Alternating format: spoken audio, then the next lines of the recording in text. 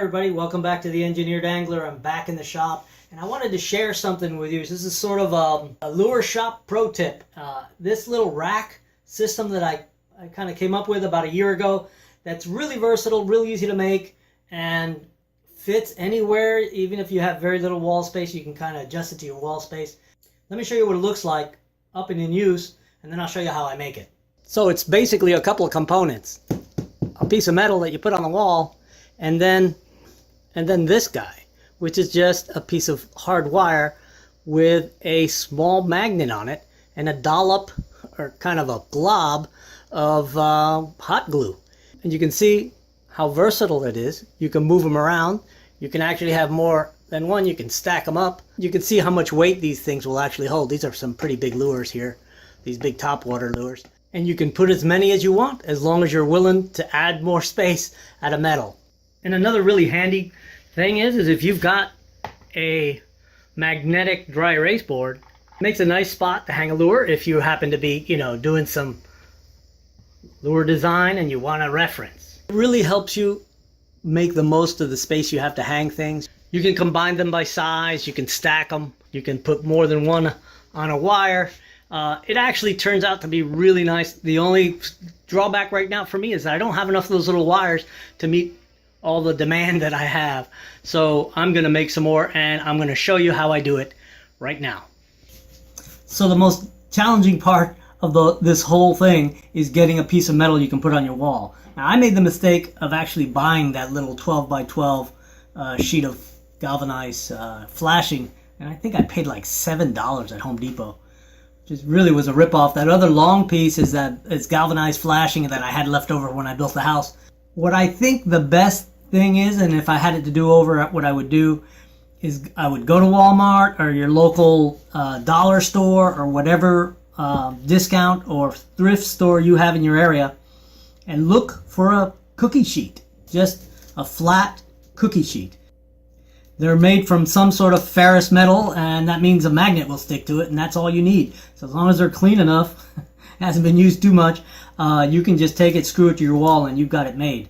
The next thing you'll need is probably something you already have: a hot glue gun, some hot glue, and some easy to bend wire. This is galvanized steel wire. You can use something as simple as one of the heavy duty paper clips, straighten it out, and then make it this way. Let me show you what I do. Okay, I think I forgot to mention that you're also going to need some magnets. These magnets I get from Harbor Freight, but now you can buy these same magnets online for even cheaper than Harbor Freight. These are 2mm by 8mm magnets. They're 8mm in diameter, 2 millimeters thick. I don't recommend anything smaller in diameter.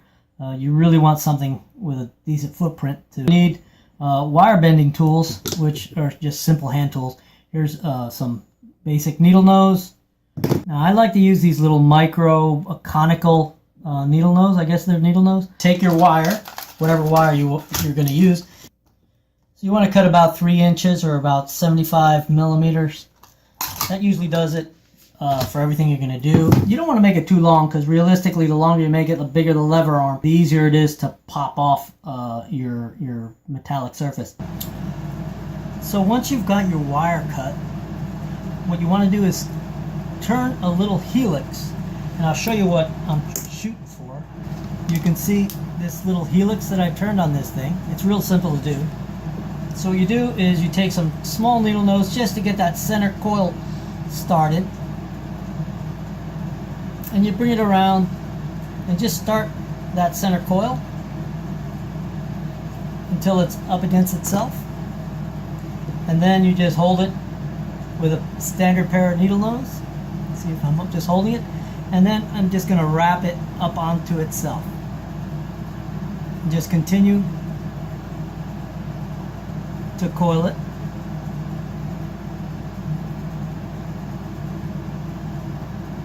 Until I have I would say that's like 2.5 wraps. The next step is to take the wire, and you want to bend it straight up. And then you want to bend it across the center of the coils. So I'm just going to grab it with my little pliers, and I'm going to cross the coils. You see how I just did that? And then right at the center of the coils, I'm going to bend the wire back straight out. The idea is to have that load coming straight from the center of that coil, and that gives it a little more stability. What's nice about working on metal is that you can just put it down on your magnet. The magnet stays in place. Your little piece of wire stays in place, hopefully. And then you just take your hot glue and start to glob it on. Now what I like to do is just sort of build it up from the middle and go around it and let the glue distribute itself down and create like its own diameter. You want to have something that's about the diameter of a nickel.